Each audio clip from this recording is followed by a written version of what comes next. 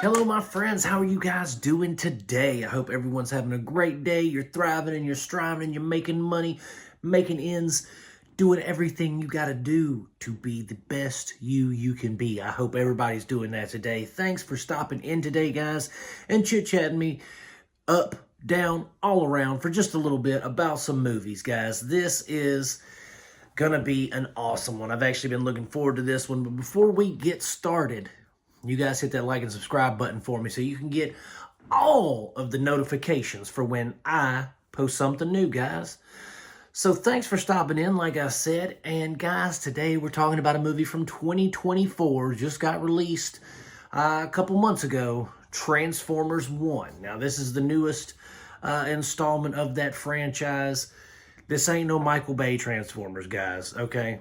This is in line more with Bumblebee and things like that, where it's a better version of the Transformers than what Michael Bay gave us.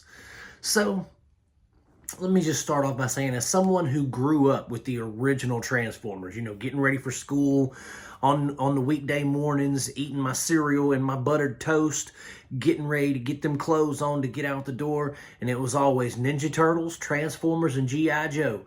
Those were the three that were always on in the mornings for me. So, watching this compared to that was cool, and I'm going to tell you why here in a little bit, because it's just such a unique take on the Transformers. So in this, we follow Optimus Prime, but his name is like Orion Pax, right? We follow Megatron, but his name is like D16 or something like that. We follow Bumblebee, B127. We follow all these different Transformers before they were the world-saving, you know, Autobots and world-destroying Decepticons.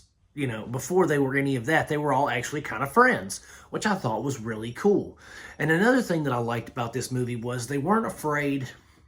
You know, a lot of kids' movies nowadays are scared to give kids any kind of emotional hook, any kind of, let's say, trauma, okay?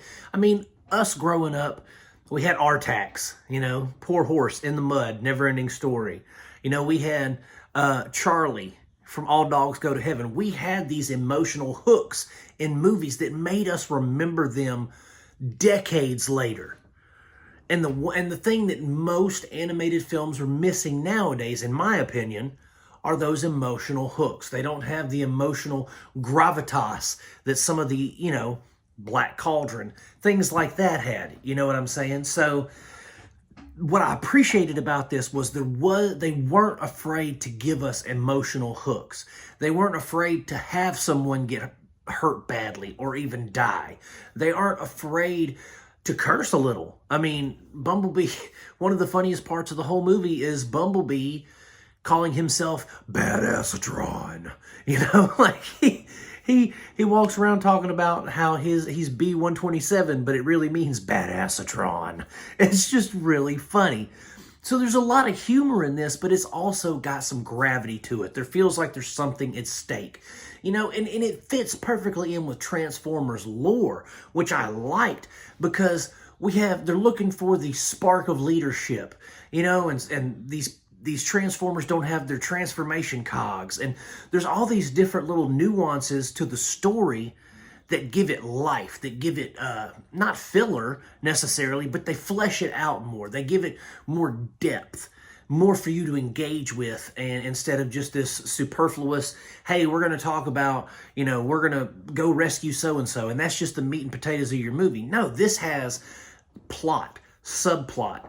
It has a couple of subplots that are actually resolved. A lot of movies nowadays, they don't resolve your subplots. They'll throw them in there, they'll give you little sprinkles and hints of it, but they never fully resolve it. Maybe that's because they're hoping for a sequel.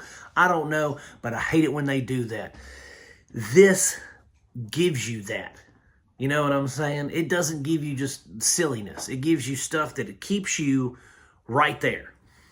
So overall, I liked Transformers 1. I liked how it tied into the original.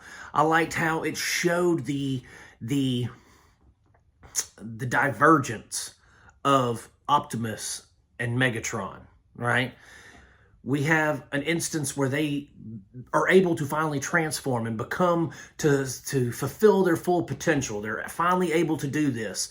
And one of them chooses the right way, and one of them chooses the wrong way.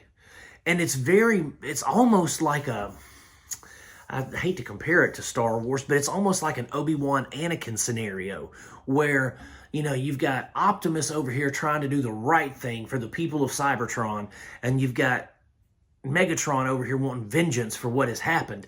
And then they eventually come into conflict with one another because of that. But the way that the movie is set up, it's perfectly paced, where in the beginning you're seeing these two as friends, you're seeing them as allies, compatriots, and then as the story progresses, you see that divergence in their mindsets and their attitudes. And that is an excellent storytelling mechanic. The way that they were able to do that in this film was really, really good. And I think that the way this film was made, when kids watch this, it will stick with them. Because like I said, there's some skin in the game.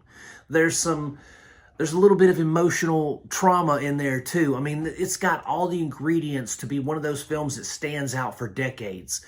Not to mention, it ain't made for us adults. Yeah, sure, we grew up on, 40 years ago, Transformers Generation 1, Megatron and Optimus. That's cool. And we have that lore for us.